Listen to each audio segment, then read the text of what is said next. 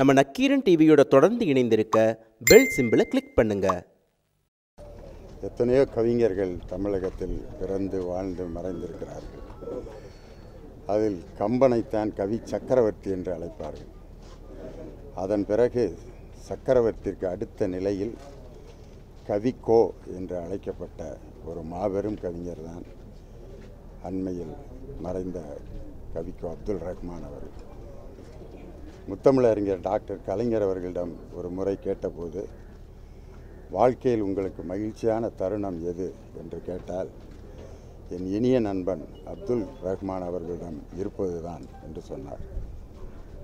ஒரு முறை நானும் அப்துல் ரஹ்மான் ஐயா அவர்களும் மேடையில் சந்தித்த போது, நான் பேசிய பிறகு அவர் தலைமுறையாற்றினார்.